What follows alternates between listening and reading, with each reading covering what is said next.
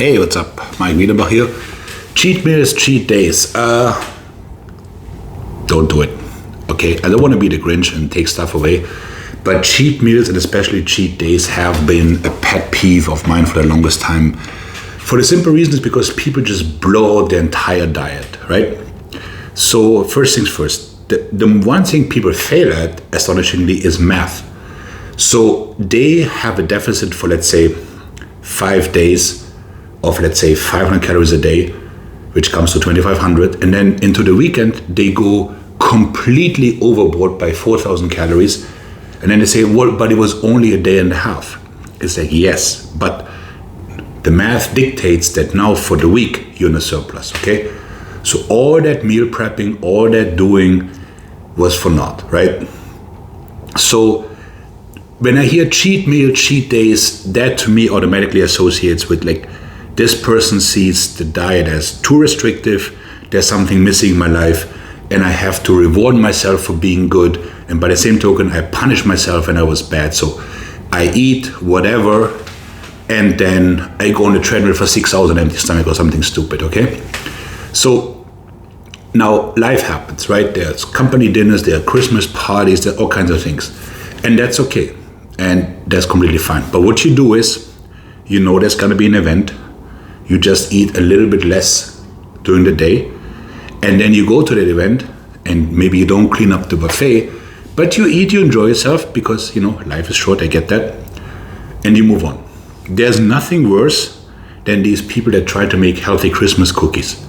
It's like, no, there's no such thing. Like, you eat the cookie, enjoy it, but you don't eat the whole sheet of cookies, right? So the danger with cheat meals is, first of all, they sabotage diets by the thousands.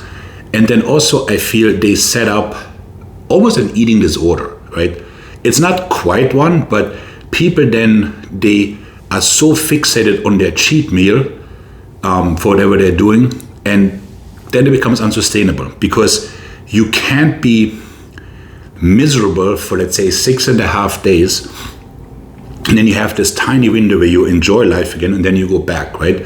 So that is when you're competing in bodybuilding, you're going for a photo shoot, yes, you have to be miserable. But here in this class, that's not what we're trying to do.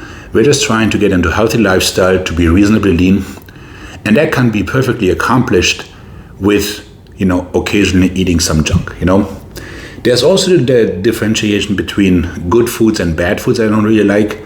Because there's no food that is inherently bad and will turn you green from the inside. You know, there's just macros. So I said it 100 times, but on Fridays, I take my kids rock climbing, and afterwards we go for pizza.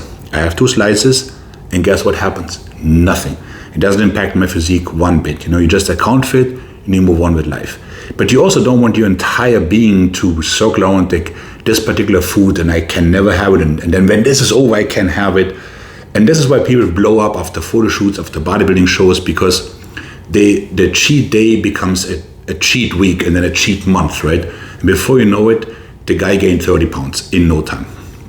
So pick your foods, whatever it is that you're enjoying, figure out how to figure them into the weekly count, you know, enjoy them in a measured manner, and you can be lean and still eating cheesecake, just not the whole cheesecake. My God.